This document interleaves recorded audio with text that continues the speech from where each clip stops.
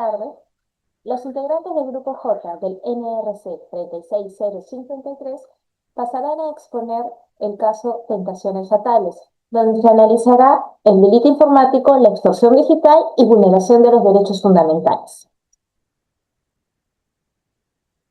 Ahora, el caso comprende de un menor de edad que ha sido captado por una mujer ya mayor, en la cual a través de un medio digital logra ganarse su confianza e incluso entablan una relación. Tanto es así que ella logra que el joven le deposite cantidades de dinero bajo la promesa de que ella compraría lencería, ropa sexy para que pueda modelarlo. En una de las videollamadas en donde ella modela la lencería que ha comprado, logra que el joven también eh, íntimamente se muestre entre la cámara.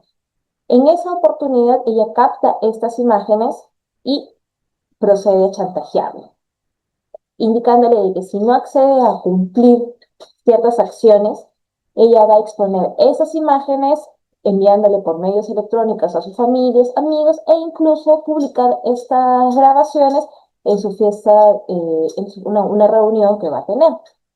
Entonces, acá tenemos a los involucrados, que es el estudiante universitario menor de edad y la mujer que está realizando los chantajes. Los medios que se han utilizado para estos propósitos es el entorno social, la red Facebook, el uso de tecnología a través de la videollamada y la amenaza de envío a través de las plataformas de los correos electrónicos. Como controversia jurídica, encontramos de que si esta conducta digital y extorsión y amenazas constituye un ciberdelito. Y la pregunta es sí. Y además también se está vulnerando derechos fundamentales en el contexto actual. Tanto es así de que se está afectando la privacidad de la persona, la dignidad humana. Además, el involucrado es un menor de edad, por lo cual cuenta con una protección especial. Además de esto, se está afectando también su integridad psicológica y se pone en riesgo el uso de los entornos digitales. Sobre este caso, tenemos la base jurídica para hacer este análisis. Vemos que la Constitución Política del Perú protege lo que es el derecho de la intimidad y la dignidad humana. A su vez, la Ley 30096, Ley de Delitos Informáticos, sanciona las conductas ilícitas realizadas mediante tecnologías de la información. También el decreto legislativo número 1410 incorpora al Código Penal delitos como acoso, chantaje sexual y difusión de contenidos íntimos mediante medios digitales. Ahora, estos actos afectan derechos fundamentales y generan responsabilidad penal a través de los medios digitales utilizados. En el artículo 176 del Código Penal actual se observa la figura del chantaje sexual, en la cual sanciona amenazas realizadas mediante tecnologías digitales para obtener determinadas conductas de la víctima. Luego de analizado el caso, se ve que con las pruebas realizadas y con la base jurídica que contamos, se propone que se pueda hacer una investigación penal con las medidas de protección de identidad al menor y que se sancione a la persona que está procediendo a hacer esta vulneración de sus derechos a través de la figura de chantaje y de ciberdelito. Sobre este caso, hay una jurisprudencia ya existente también en la que involucraban a un menor de edad y a su expareja, en el cual el novio prácticamente estaba chantajeando o de una manera induciendo, daba a entender a la persona afectada de que si no accedía a sus pretensiones de volver a tener intimidad con él, podía publicar sus fotografías. Esta jurisprudencia es emitida por la Corte Superior de Justicia de la Libertad, Segunda Sala Penal Superior, y está contenida en el expediente 1026-2021-14, en donde se concluye que la amenaza de publicar contenido íntimo para obtener conductas o beneficios constituye chantaje sexual y también una vulneración de la intimidad. Sobre este caso, se puede concluir que existe un riesgo en el uso de las redes sociales, sobre todo cuando no tenemos la precaución de a quienes damos cierta información y también del contenido que se comparte.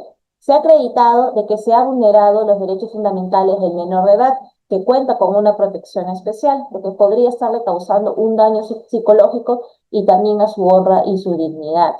También vemos que nuestra legislación protege y sanciona las conductas de ciberdelito y de chantaje sexual, aunque, aunque son mecanismos que todavía tienen que implementarse y deben ser considerados para mayores análisis y de repente también con penas más severas, vemos que en nuestro país sí se está tomando la figura de buscar un tipo de protección ante las personas que utilizan y están aprovechando el uso continuo y cada vez masivo de las redes sociales para tener contactos y que puedan y que opten por aprovecharse de estas situaciones.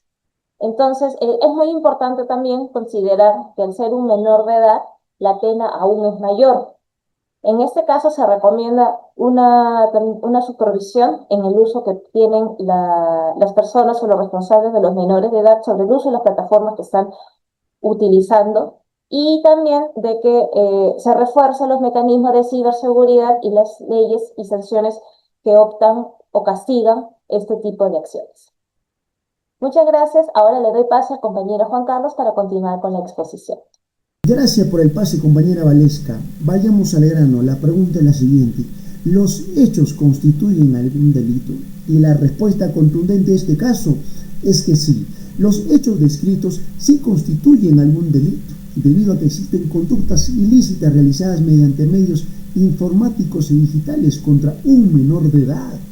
O sea, vayamos al caso, ya que se observan varios tipos penales que podrían configurarse conforme al Código Penal peruano y a la Ley de Delitos Informáticos. Ahora vamos a determinar qué tipos penales estarían incursos en la descripción de los hechos. Vayamos por partes. 1. La extorsión. La señorita amenaza al joven con difundir un video íntimo si no cumple con las exigencias que ella impone. Hacerle favores o asustar personas o etcétera. Esto encaja en un delito de extorsión. ¿Por qué? 1. Existe una amenaza. 2. Se busca obligar a la víctima a realizar actos en contra de su voluntad. 3. Se utiliza material íntimo como medio de expresión. A ver, la amenaza de publicar contenido íntimo para obtener beneficios. Esto contribuye a un claro mecanismo de coacción. 2. Chantaje sexual o sextorsión. Aunque en el Perú la sextorsión no aparece literalmente con ese nombre en el Código Penal, doctrinariamente se entiende como una modalidad de extorsión, chantaje o coacción mediante el contenido sexual. Lógicamente, en este caso, la agresora detiene o obtiene imágenes inéditas que son íntimas. Luego amenaza lógicamente en difundírselas y lo condiciona al silencio y al cumplimiento de sus órdenes. Por lo tanto, existe una modalidad de violencia digital y sextorsión. Conclusión, los hechos sí constituyen delitos, ya que la señorita utiliza medios tecnológicos para manipular emocionalmente a un menor de edad, obteniendo contenido íntimo y posteriormente amenazarlo y con difundirlo y para obligarlo a cumplir determinadas exigencias. Esto vulnera lógicamente derechos fundamentales como la intimidad, la libertad, la dignidad y la seguridad informática. Ahora le doy el pase a mi compañero Héctor. Muchas gracias, compañero Carlos, por el pase. Seguiremos con la exposición, analizando el caso denominado tentaciones fatales, relacionado con delitos informáticos y delitos contra la libertad sexual, cometidos mediante redes sociales y tecnologías de la información. Respecto a la primera pregunta, ¿los hechos constituyen delito? Debemos de señalar que sí, los hechos constituyen delito porque existe una conducta planificada de manipulación emocional hacia un menor que tenía 17 años y 10 meses. La imputada contactó al adolescente mediante Facebook, generando confianza y posteriormente una relación sentimental virtual este comportamiento encaja perfectamente en lo que jurídicamente se conoce como grooming, es decir, el acercamiento de un adulto hacia un menor con fines de explotación sexual. Posteriormente, durante videollamadas, la señorita indujo al menor a desnudarse, prometiéndole mostrarle lencería comprada con dinero que el mismo menor depositaba. Sin autorización, grabó dichas imágenes y luego utilizó el video para amenazarlo, con difundirlo a su familia y en redes sociales. Esto demuestra claramente una conducta de extorsión y explotación mediante medios tecnológicos. Respecto a la segunda pregunta, ¿qué tipos penales estarían inclusos en la descripción de los hechos? Eh, Hallamos tres delitos. El primer delito, proposiciones a menores con fines sexuales por medios tecnológicos, señalados en el artículo 5 de la ley 396, porque existió contacto mediante redes sociales con fines sexuales, ¿no? Por parte de la señorita. Segundo delito que encontramos es la producción de material pornográfico, como lo señala el artículo 183b del Código Penal. Ahí debemos de señalar que la producción de material pornográfico con menor de edad, debido a la grabación, ¿no?, del adolescente desnudo sin su consentimiento. Y tercero, la extorsión cibernética, porque la imputada utilizó amenazas y presión psicológica para obtener beneficios y controlar a la víctima. También podemos señalar un fraude informático, ¿no? Según lo señala el artículo 8 de la ley número 396, debido a los depósitos, ¿no?, de dinero que hizo el menor mediante engaños afectivos a favor de la señorita. Y para continuar con la tercera pregunta, donde nos dice, ¿no?, ¿cuál sería la defensa de la señorita en teoría del caso? Eh, si bien es cierto, desde la teoría de defensa de la señorita, ella probablemente podría alegar que la relación fue consentida, ¿no?, consensuada, y que ella desconocía de la edad exacta del menor. También podría sostener que las amenazas fueron simples bromas y no tuvieron intención real este, para causar daño. Asimismo, intentaría argumentar que el menor actuó voluntariamente y al enviar el dinero y participar de las videollamadas. Pero sin embargo, en mi opinión, estos argumentos defensivos pierden fuerza debido a la condición de la vulnerabilidad del menor y al uso deliberado de herramientas tecnológicas para manipularlo y obtener material íntimo con fines extorsivos. En conclusión, debemos de señalar que este caso demuestra cómo las redes sociales pueden ser utilizadas para cometer delitos graves contra menores de edad. Por ello, el derecho informático y la legislación penal cumplen un rol fundamental en la protección de la dignidad, privacidad y seguridad de las personas en entornos digitales. Muchas gracias y cedo el pase a mi compañera Cintia. Gracias, compañero. Finalmente, voy a responder a la siguiente pregunta. ¿Qué medios probatorios se presentarían en cada teoría del caso? Bueno, vamos a empezar por la señorita que vendría a ser la imputada. Ella presentaría pruebas para sustentar su teoría de consensualidad y ausencia de dolo de la siguiente manera. 1. Capturas de pantalla de las conversaciones de Facebook. En ello mostraría el tono afectivo y consensual de las interacciones, sugiriendo que el menor participó voluntariamente. ¿Esto tendría validez? Claro que sí. Son admisibles bajo el artículo 184 del Código Procesal Penal como prueba documental. También requieren de autenticidad pericial y verificación de su integridad bajo el artículo 213 del Código Procesal Penal. Otro medio de prueba serían los comprobantes de depósitos bancarios.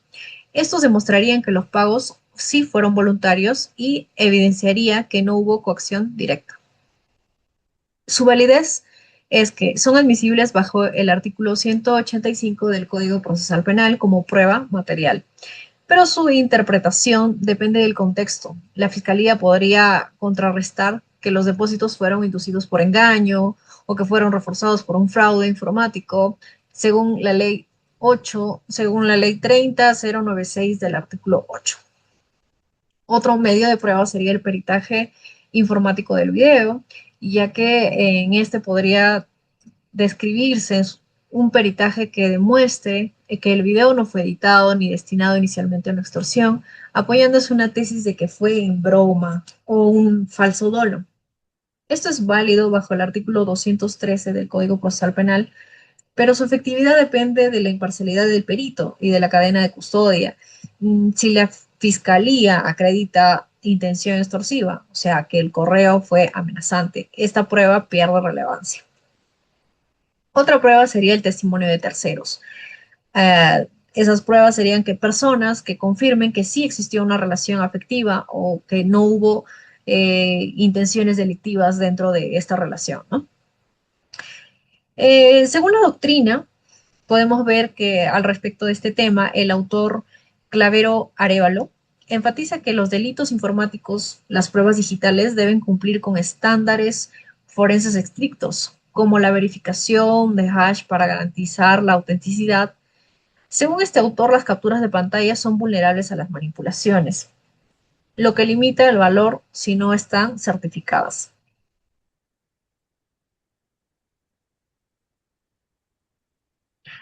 En el caso del joven, podríamos ver cuáles son sus pruebas. La víctima presentaría pruebas para acreditar la manipulación, el daño que se le hizo, la ilicitud de las conductas, con el siguiente análisis que vamos a hacer. Número uno sería el correo enviado por la imputada, con el video del menor desnudo y las amenazas de difusión, acreditando la extorsión y la producción del material pornográfico.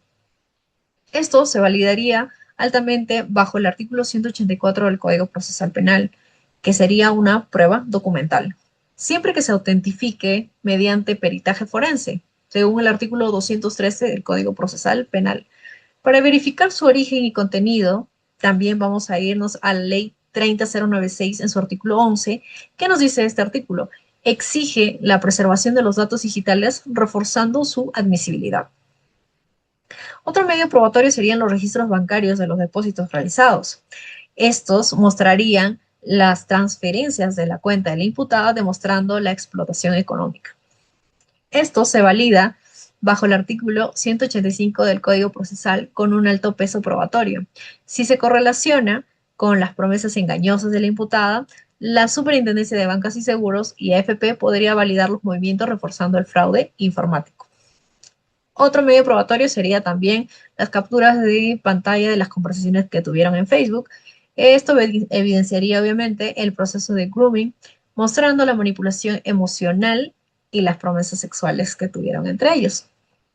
Esto se valida igual bajo el artículo 184 del Código Procesal Penal, la autenticidad pericial, su peso elevado, ya que demuestra en contexto el engaño, alineando al artículo 5 de la Ley 30096. Otro medio probatorio sería el peritaje psicológico del menor. Esto para tener un informe que acredite el daño emocional causado por las amenazas y la extorsión de su intimidad. Esto se valida bajo el artículo 172 del Código Procesal Penal, con gran relevancia para justificar la reparación civil en el artículo 93 del Código Procesal Penal y en medida de protección del artículo 84 del Código del Niño y Adolescente. Y como último medio probatorio tendríamos los testimonios de los familiares, ya que ellos evidenciaron constantemente qué era lo que pasaba con el menor. Los familiares confirman el impacto, ¿no?, que tuvieron estas amenazas con el menor, cómo el niño o el joven, ¿no?, en este caso, reaccionó a las amenazas y mostrando ansiedad, miedo. Esto se ve validado en base al artículo 187 del Código Procesal Penal, pero el menor, pese a estar frente a pruebas digitales, refuerza el daño moral en la valoración de sana crítica en base al artículo 158 del Código Procesal Penal. También podemos hablar al respecto, podemos mencionar al autor Peña Cabrera 2015.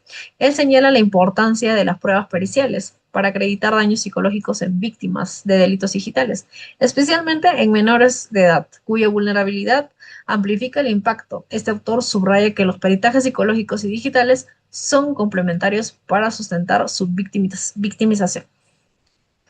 Eso sería todo. Muchas gracias, profesora. Muchas gracias.